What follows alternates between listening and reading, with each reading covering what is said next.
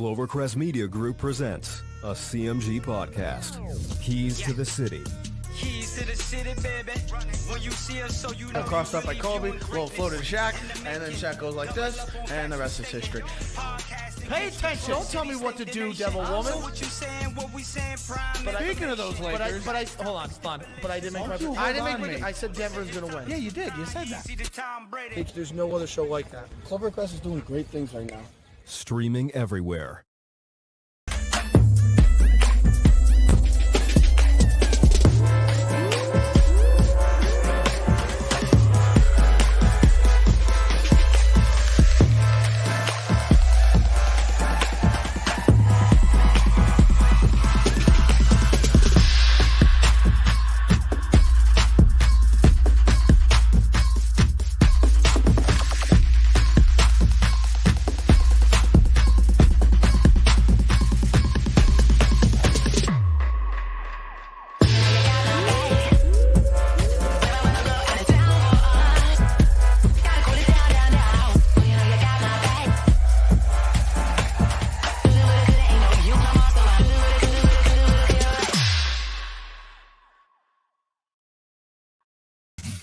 What's going on? We're back with the Posting Up podcast. I am joined by Big Jace and Justin D'Onofrio. Guys, how we doing? Hey, okay. Doing good. Good. You're welcome. I think we might be waiting on Sean and Isaiah. I'm not sure. We will surely find that out as the show continues here. But we are not talking NBA today. Another weekend of March Madness has gone by, so it is time to talk a little bit of college hoops again. So I believe it was Saturday and Sunday were the Sweet 16, and Monday and Tuesday were the Elite 8, with yesterday night wrapping up the games in a thriller of a game, by the way. We'll start talking about the Sweet 16, and Justin, I'll start with you. Whether it be in your bracket or just as a college hoops fan, what's one team that was in the Sweet 16 that you're surprised did not make it to the Elite 8? I was very surprised that Iowa Chicago. I was very high on them. I figured they'd make the run to the Final Four. Wayne Cinco had a really good game plan of trying to figuring it out, and all the mismatch zones really confused Iowa Chicago in that game, and I think that's why they really struggled. I figured they'd do enough after coming out the Illinois one, but yeah, I was disappointed in Iowa. I thought they were a team that very high on to make a run. Chase, what about you, man? I'm a big Pac-12 guy, but like seeing Alabama not get as far as they did and getting like that game was great, but to see them not go as far as I thought they were gonna go, that was really, really disappointing. But I really do gotta say, also Cuse, I thought that zone was gonna get cause some problems with everyone, and it did, but Houston came prepared, and I mean that's why they're in the Final Four, I guess, right? Yeah, no, you're right. Sean, welcome. Thanks for joining us. So I was just asking these guys. There's obviously some shockers still going on here in the tournament, but we're talking about the Sweet 16 right now. I just asked them, is there a team that you think you were just surprised by that did not make it to the Elite 8? Yeah, I think Alabama was the team that I was surprised by. Obviously, that might have been the game of the tournament against UCLA, but I thought they had a legit shot to at least contend with Gonzaga if they made it to the Final Four. But, some late free throws down the stretch. Obviously, Herbert Jones missed those two big free throws with 6 seconds left. Obviously, they would have went up one.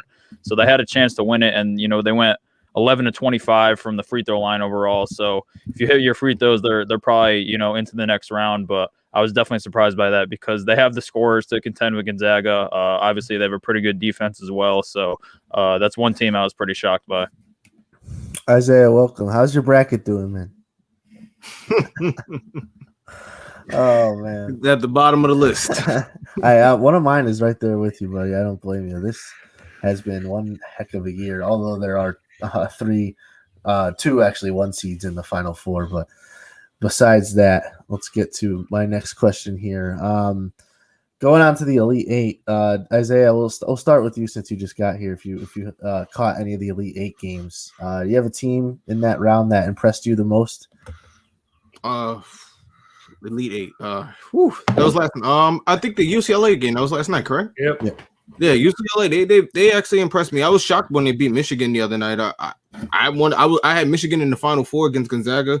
Apparently, I was completely wrong by a 3-point shot, but other things happen. But yeah, they've been playing pretty good as of late. I don't know who the old guy in the crowd is, but apparently he's their good luck charm. So yeah, I believe that is the coach's dad. That's the coach's dad. Yeah, I wasn't sure.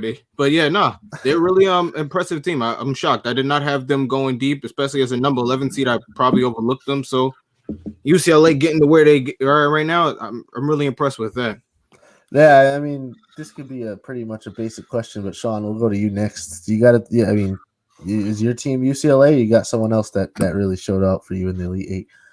Yeah, UCLA definitely impressed, but I would go with Baylor. Their win over Arkansas. I think that they came out firing right away. They got out to that big lead, and then Arkansas started to come back a little bit late, but they were able to hold them off. And just the guard trio that they have is absolutely tremendous. Obviously, MaCio Teague had the big game, but Jared Butler and Davion Mitchell also played well. So they shot just under 50% from the field and 53% from three. So they do it super efficiently. They score with the best of them, and I think that that guard trio, like I mentioned, is going to be really hard to stop for Houston. And if they do end up beating Houston, I think that they'll give Gonzaga some fits too. I think that the way that they play is just absolutely tremendous. All three of them can score, and then they get other contributions from their big men and then guys off the bench like Matthew Meyer. So I think that Baylor, their win over Arkansas, was definitely really impressive. Justin, what about you? I actually have Gonzaga because I really thought USC was going to give them a game. I really did. I thought the Mobley brothers would give them some trouble inside, but that game was over in 2 minutes. Drew Timme, Corey Kispert, they just got to the bucket every time against the Mobley brothers. They did whatever they wanted to, and they could not figure them out. And then Jalen Suggs, he had 18 and 10. And then it's just the way they run their offense. Everybody is moving at every single second. Nobody is standing around that offense. And that's what I love about that offense and that team. It's like there's 5 quarterbacks on the floor. They just make perfect passes right where they need to be every single time.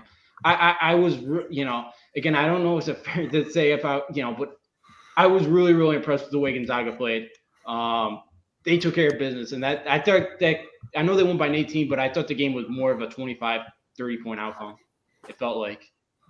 No, yeah, Gonzaga, they've had by no means had walk in the park matchups, but they're just taking everyone to town. And I agree with you. I also thought USC was going to put up a better fight. Evan Mobley, he's a guy who's he's basically an NBA player playing out there. He's a raw prospect. He's gonna be in the top 5 of the NBA draft coming up this next year. I just think that Gonzaga has been so impressive, and you wonder, you look at UCLA's seeding at an 11, but then you also look at how they've played. You wonder, are UCLA going to even stand a chance against Gonzaga? And I would sure hope so. I'd hope that's going to be a good game because UCLA has surely been putting up a fight in this tournament all the way from the first 4 to the final 4. But speaking of UCLA, Jace, I'll start with you since I didn't get to you on the last question. UCLA came in, I believe they had lost 4 or 6 straight games coming into the tournament. They were holding their breaths on Selection Sunday. They got into the play-in game, started in the first 4. Now they are in the final 4. What's impressed you most about this team's resilience and the way they've played so far? Well, I mean, they've been able to get it done. They've been able to get the wins when they've needed to, which, I mean, there's a reason they're in the Final Four. But I do think that this was the most wide open quarter of the bracket.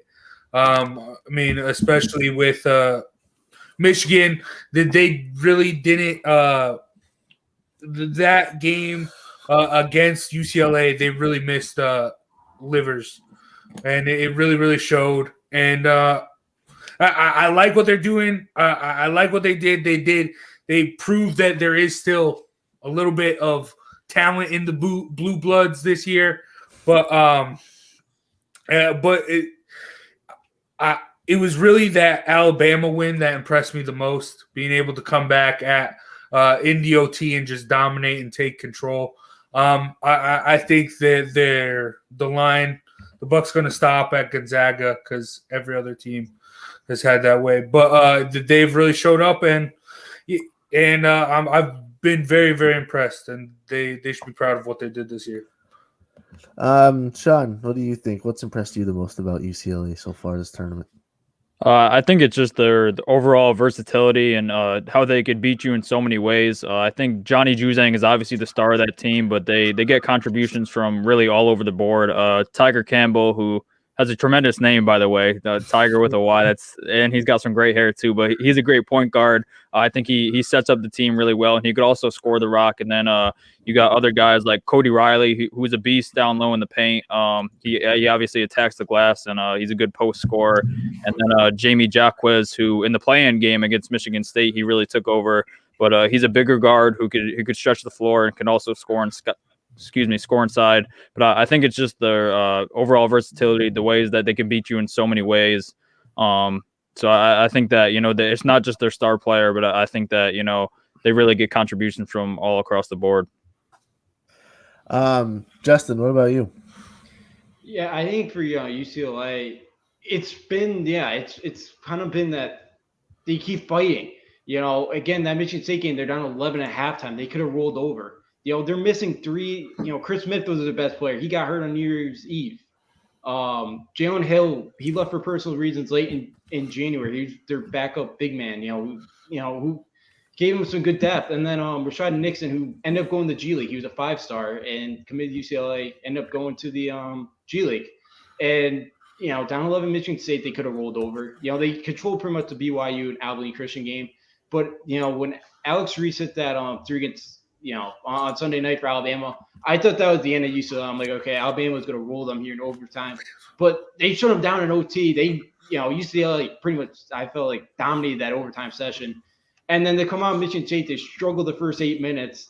Actually the whole team struggled besides Johnny Juzang, and he kind of stepped up, pretty much did it all last night. But this team hasn't lied down, and Mick Cronin's been a guy too at Cincinnati, was never able to get out of the first weekend. He's been really impressive for me too.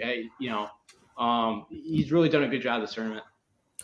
Yeah, no, I mean, anytime you see a Cinderella story like this, especially, Mick Cronin, who's a very, I wouldn't say decorated head coach, but experienced head coach in college basketball. You like to see things like that happen, especially, now that he's out of Cincinnati and UConn's out of the American. It's nice to see him doing some successful things with UCLA, an 11 seed. We'll talk some Final Four matchups coming up in just a second. We're going to run you guys an ad from Clovercrest first.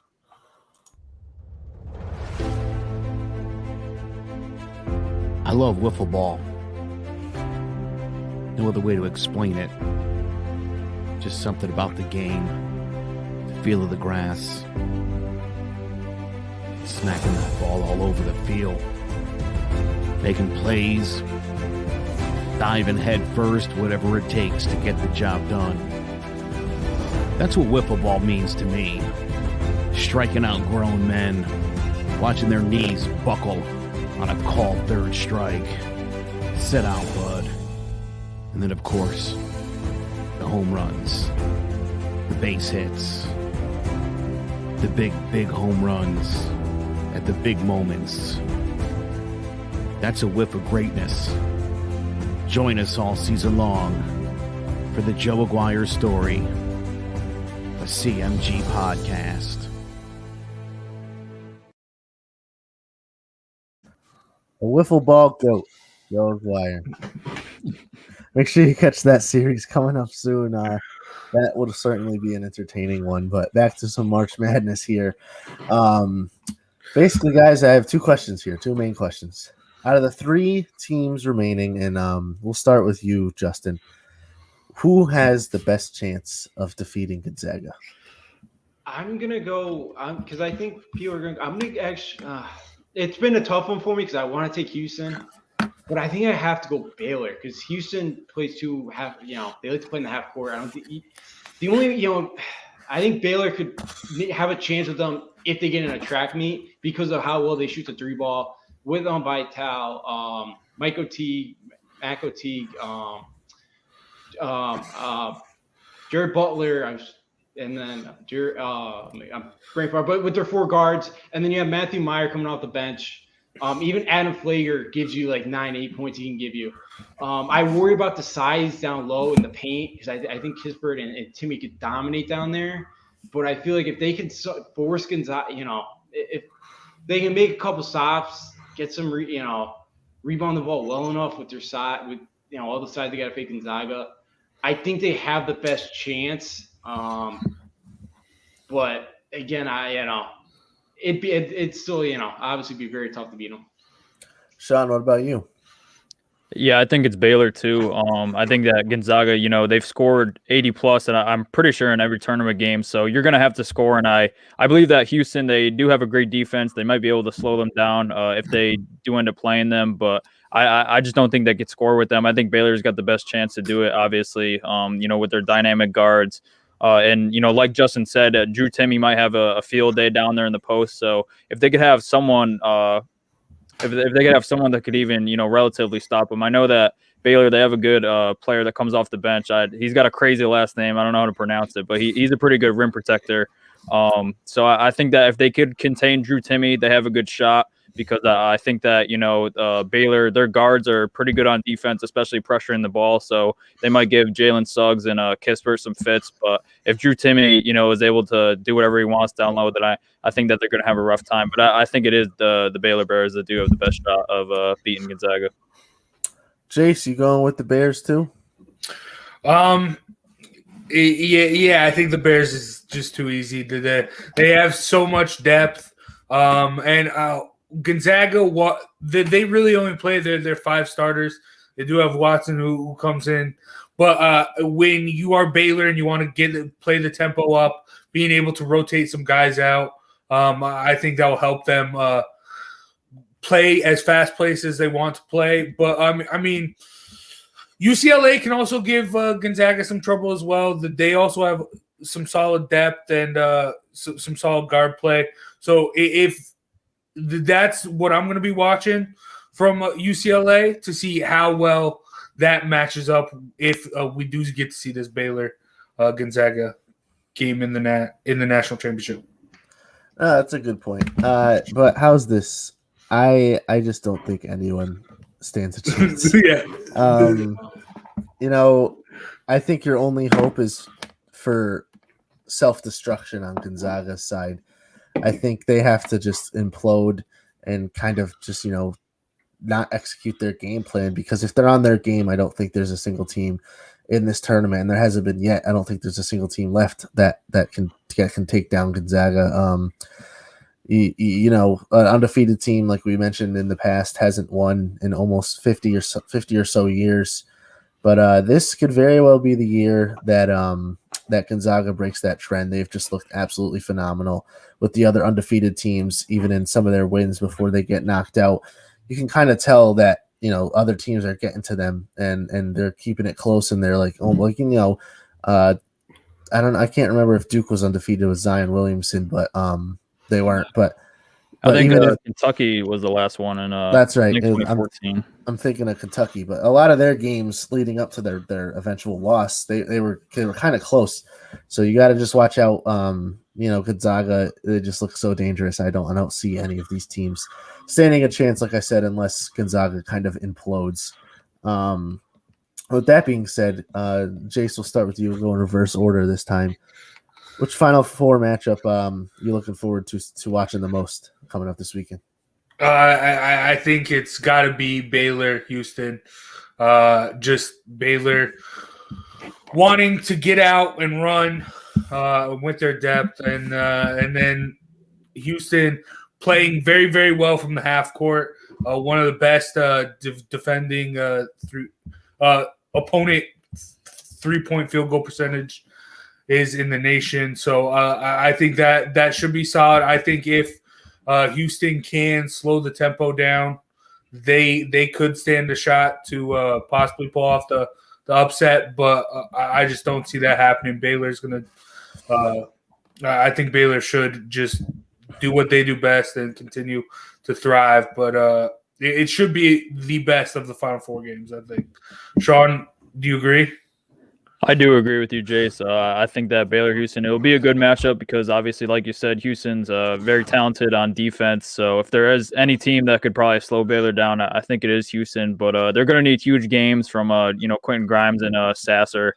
I think that, they're going to have to score if they want to beat Baylor because obviously, like we've been talking about, they have a very high-powered offense. So they do have the capability to do it. It's just we haven't seen it too much in the tournament this year. But I think that, they showed, in conference play all year that, they can, and obviously they play in the American, not a great conference, but, when they do want to show up, they can score. So they're going to need it when they play Baylor, but I think the defense will be there though. So I think that's definitely an interesting matchup. What about you though, Justin? Yeah, I agree with both of you guys. This is going to be the better of the two matchups. An old Southwest Conference battle back in the 80s and early 90s. It's even like a father-son battle. I think Alvin Brooks Sr. the third is an assistant coach at Houston, and then his son Alvin Brooks is the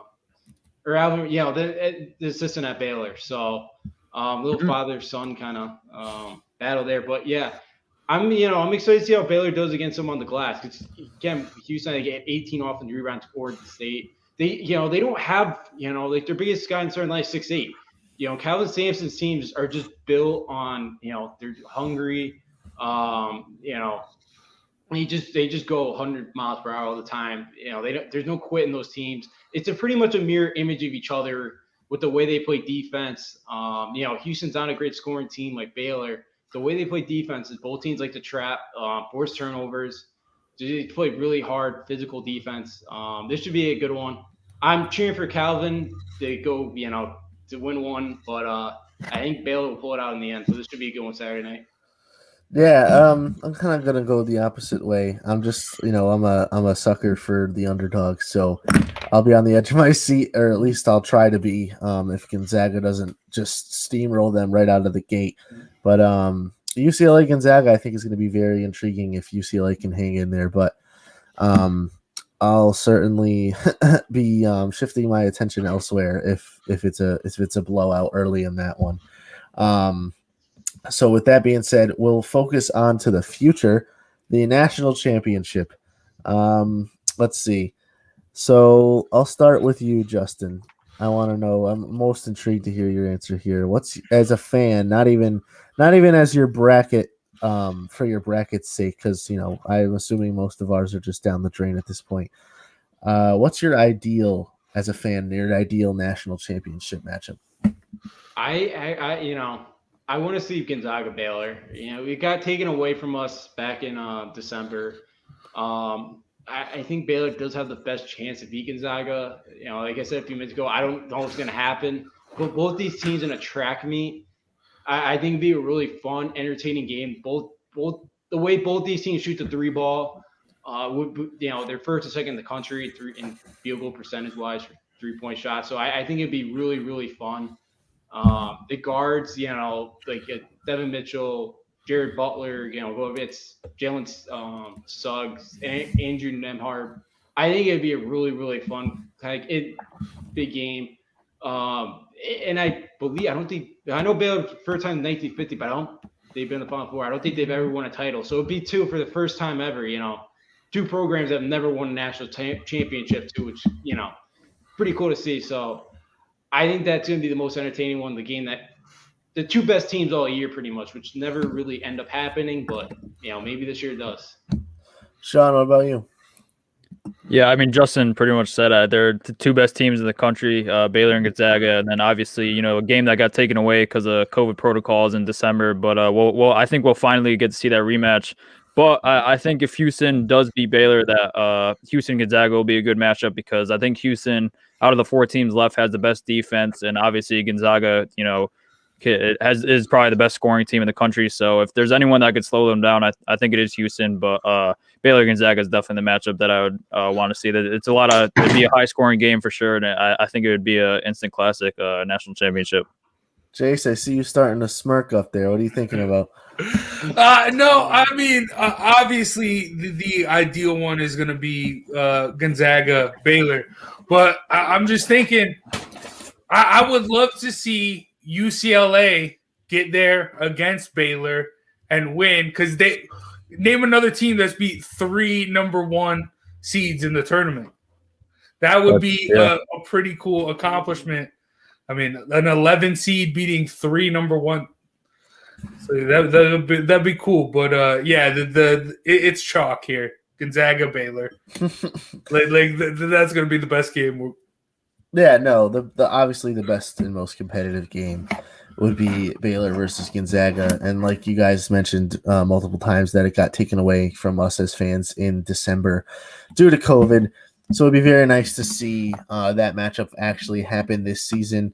But like I said, I'm a sucker for the underdog, so I want to see UCLA versus Houston, 2 teams who, as of recently, haven't had much success national championship wise. I know UCLA has a very, very rich history with the national championships. I'm not so sure about Houston. I think they might have 1 or 2 under their belt. But I don't think they've won one. They've been to 5 Final Fours. I don't think they've ever won one though. No. That's why I think they have one with when Clyde and Hakeem were there.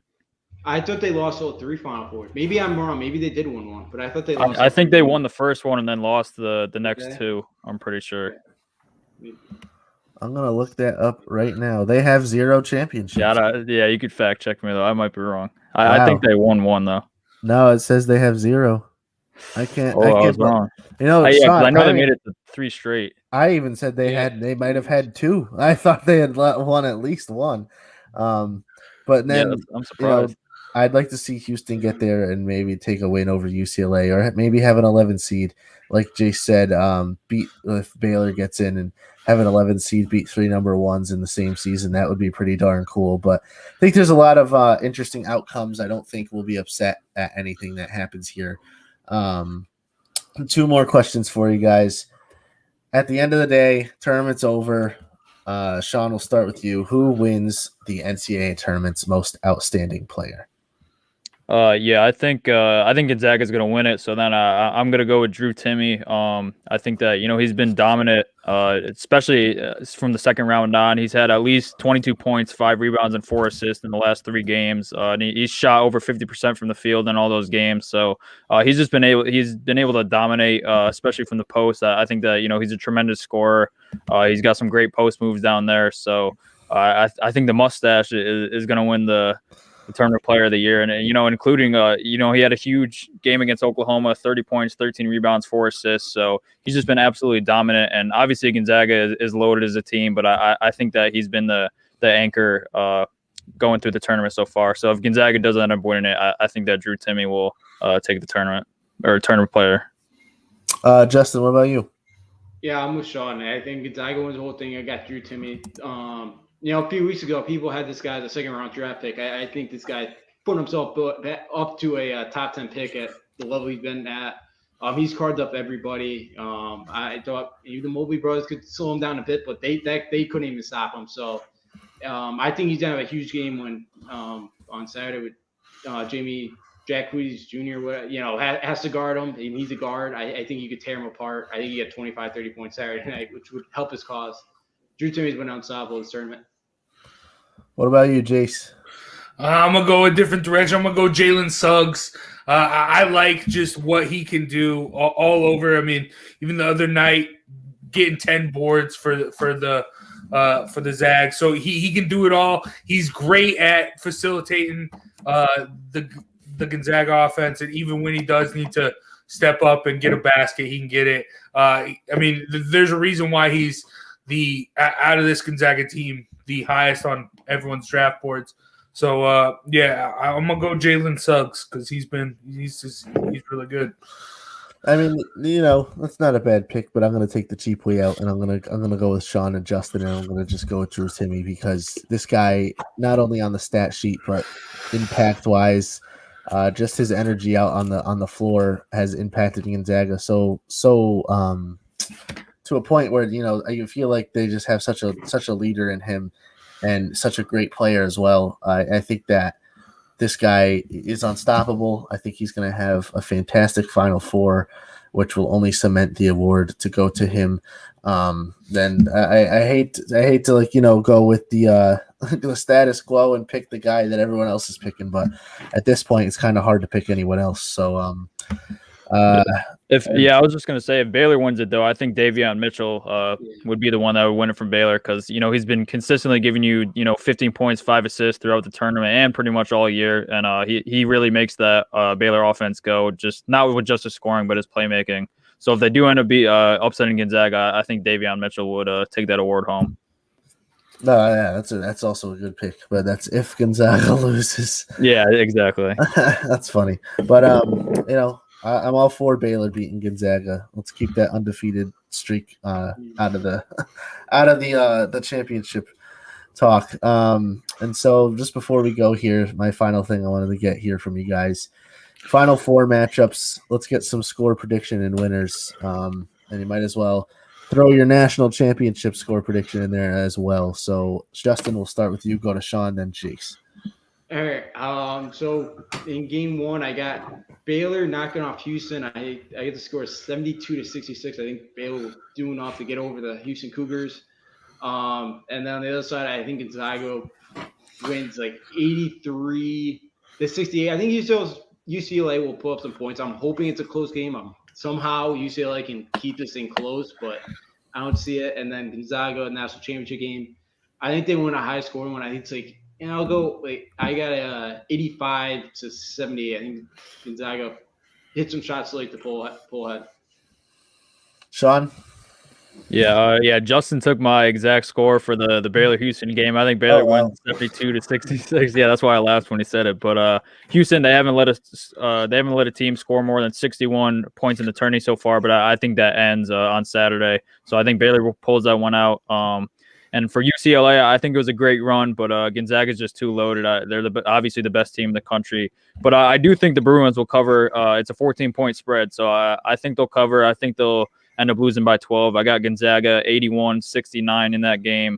And then in the national championship, I think that streak of no perfect team continues. I'm going to go with Baylor with the upset over Gonzaga, and I have them winning 84-79.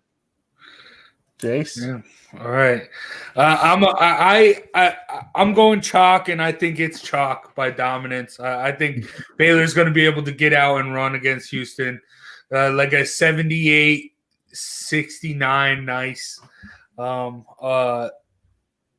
score there. And then Gonzaga, I think, just dominates UCLA like 80-60, like just dismantles. And I think Gonzaga is going to come in and just like I think I think it's going to be a tough, high-scoring game. I think the over, if you're a betting person, we're going over. I think, in the 80s, I'm going to go 86-89 final as Gonzaga gets the dub. Those are some good picks, guys. Let's see.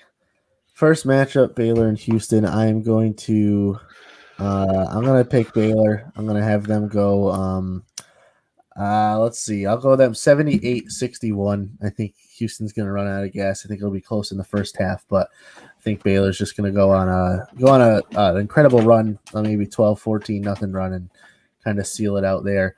Gonzaga versus UCLA. I think this one's going to be a little bit closer than a lot of people think it is. I think Gonzaga will end up winning 88-78, though, pulling away with some clutch buckets there at the end. And then in the national championship, Gonzaga versus Baylor. I will also take Baylor to pull out the upset with Sean. I will have, like you guys said, I think this is going to be an insanely high-scoring game. I'll go 91-88 for my final, Baylor over Gonzaga.